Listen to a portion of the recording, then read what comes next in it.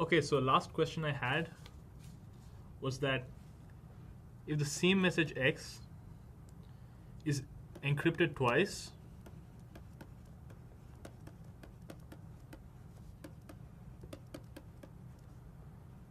with the same value of N, and therefore the same P and Q, but different values of E, then could you as an onlooker decrypt this message? Meaning that this way of encryption, sending the same message with the same N twice, is a bad idea. So we need to prove that it is indeed possible to find the message X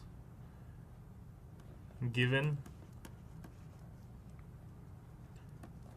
X to the E1 mod N and X to the E2 mod N. So as an onlooker, the things that we can see are, all we see are two messages, Y and Z.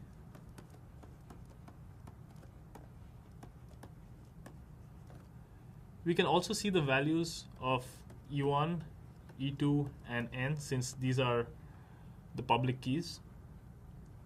And also given in the question is that the GCD of E1 and E2 is 1.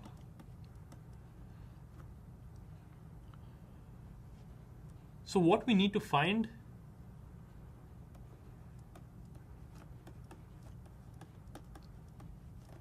the message which is X mod N.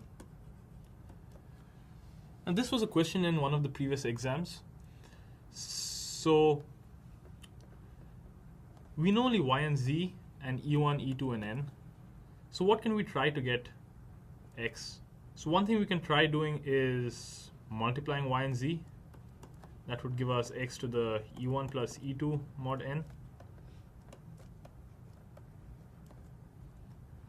But this is not equal to X mod N because E1 plus E2 is not equal to 1. But by doing this, we have realized that we actually have found a method by which we can get this to be 1, and that is if we can write it as A times E1 plus B times E2. We know that is going to be equal to 1 because the GCD of E1 and E2 is 1. So all we need to do is run the EGCD algorithm on E1 and E2. That will give us A and B such that AE1 plus BE2 is equal to the GCD of E1 and E2, which is equal to 1. So now we have found A and B such that this condition holds.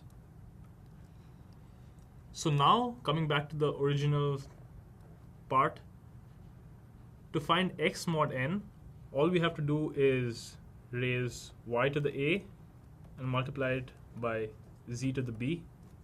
So we get X to the AE1 times X to the BE2 mod N, which is X to the AE1 plus BE2 mod N, which is just X to the 1 mod N or X mod N. So we see that we know Y, we know Z, and by running the EGCD algorithm on E1 and E2, we can get two numbers A and B.